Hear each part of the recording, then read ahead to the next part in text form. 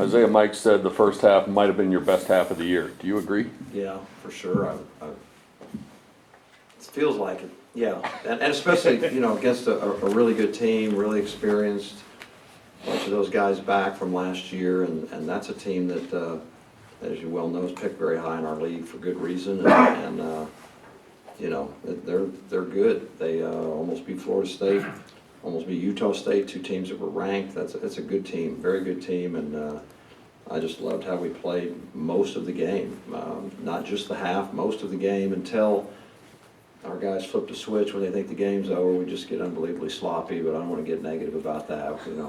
I guess there's worse problems to have than that, but I still think you just can't shut off. You only play one way, and you just always play the same. But I love the way we moved the ball, love the way we defended, rebounding for the most part. Could have rebounded better.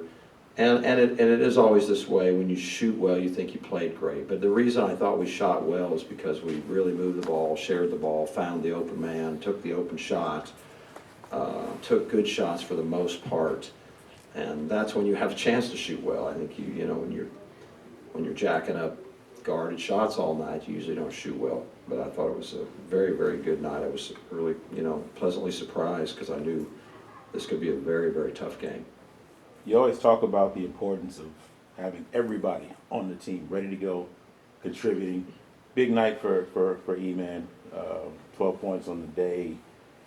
Just assess his performance over. Yeah, he was great, and that's not a shock at all. He's a talented player, but keeping in mind he's a young player. He's never played Division I, getting his feet wet, coming out of 1 year of junior college. But I was talking earlier, when I was in college, we never had a break. We never took a Christmas break, and we practiced like 9 hours a day, because back in the day there was no rules. But my senior year, for whatever reason, maybe my coach wanted to go to Cabo or whatever, we had 4 days off. And so it was the one time I experienced that, and we took 4 days off and then came back and practiced 4 days and then played. And it did wonders for me, our team. It was like a total recharge. And what I saw from then, and I've seen since, because we've always tried to do this, is usually 1 or 2 guys come back from that break with a completely clear mind. And Emmanuel did. Everett Ray really has been great. I before talking to radio before, I said Everett and Emmanuel have been practicing great. And it showed up, and how great is that for us, So I'm proud of both of them. I'm happy. We need them, and we need even more guys to get in that kind of confident rhythm. What did you like most about your team's performance today? I guess 2 things. I thought we really guarded until, again, they shut down. We really guarded, and we really shared the ball for the first 33 minutes or 4 minutes or 5 minutes. About 34 minutes or whatever. I thought we really did a lot of those things. Wish we could have rebounded better. Some mistakes. What I didn't like is we're trying too many hard plays sometimes. We are sharing it, but we got some. We're trying too hard to get on Sports Center. We're throwing that ball up at that backboard. It's ricocheting off, and too many turnovers there. But at least it's unselfish, and I like that. But the things with defense and the way we shared the ball. I asked the guys about, the last maybe 8 to 10 minutes of the game. Things seemed to get a little bit dicey, a little chippy out there with both teams. And Poise obviously is going to be a very silent X factor as you continue this season here. How big was it just knowing that, you saw your guys, they held it under pressure, just kind of continued to do what they were doing? Yeah. I thought our boys was pretty good in that sense, but it was also, it's a tough one for me because it also, either right then or soon after the game, we were so sloppy. I mean, if we had just watched the last 6 minutes of this game and that's all, I'd be a basket case up here. We were awful, just absolutely awful, I thought.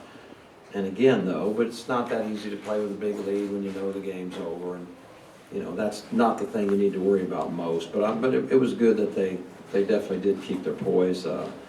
It looked like for a minute the coach did not keep his poise when I got a technical, but I wasn't trying to get a technical. I didn't know if I'd have a chance to talk to the official because they usually go away from you, and so I was just trying to get his attention to say that the reason that South Florida was trying to save the ball is because they knew it was our ball and they gave them the ball, and they didn't like the fact I walked that far down. I guess I gotta not do that, but it was certainly not intentional to, I wasn't trying to make a statement anyway. I was only trying to talk to them and say that's why they were saving the ball. So maybe I had less poise than our guys did. I don't know.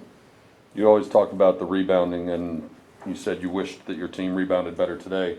South Florida had a 12-6 edge in offensive rebounds.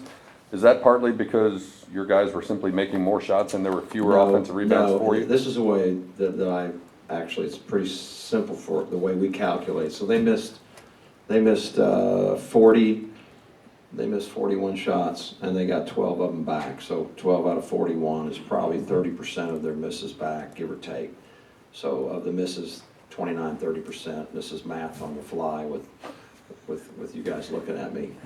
We missed 24 shots and we got 6 of them back. So that's 1 out of 4. I can do that math. That's 25%. So in our way of thinking, they out-rebounded us. They got higher percentage of their offensive rebounds back than we did. We have been one of the top 15, I think, in the country in offensive rebounding percentage. Very proud of that. I mean, we're getting high 30s or something. Not this game. Now we're 25%. That's not good enough. So what would have happened if we not shot the ball well at all? Now we're not getting the ball back enough, and now you got yourself a game. So those are the insurance policies. You have a couple insurance policies. Defense, you can always play it every night. If you play great defense, you have a chance to be in the game. And rebounding and offensive rebounding. You get more shots. We're shooting terrible tonight, but we keep getting more of them. And so that's disappointing. I don't want to nitpick, but it is an area that we really concentrate on. We really emphasize. It is a big part of what we think will either be successful or, otherwise for us. So not a good rebounding night for us. They whipped us on the boards in the way I see it. Fans are going to see an 18-point win. The national pundits will see an 18-point win. You as the head coach, you're going to see probably the last 6 to 8 minutes of the game. Going into Saturday, what do you tell these guys and how do you prepare and how do you fix it? Well, I won't dwell on those last 6. Mm-hmm. But we already did, but we'll talk about it again just for a few minutes but more importantly, the game on the line minutes, when the game was on the line, those minutes, I want to build on what we just did. I want to also make sure we're more prideful of our rebounding, particularly when you go on the road. You're certainly not going to win on the road and have somebody double your offensive rebounds. We turned the ball over, 17 times, for God's sakes. That's embarrassing. And of those 17, in my opinion, just off the top of my head, 5 of them are just careless, carefree. Let's try this, throw the ball. I don't know, the ball's ricocheting off all over everywhere.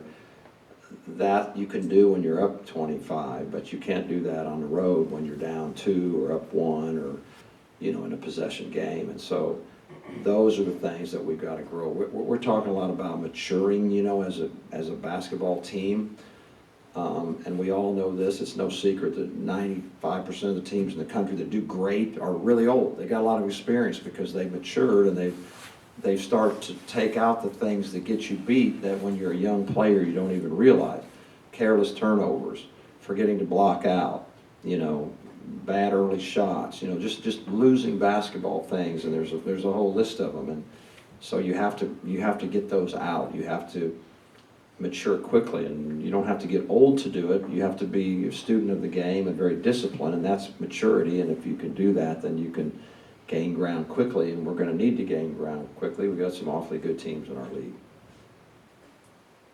You cleared the bench at the end, and William Douglas didn't get to play. Is he injured? He's had an illness. Yeah, he didn't suit.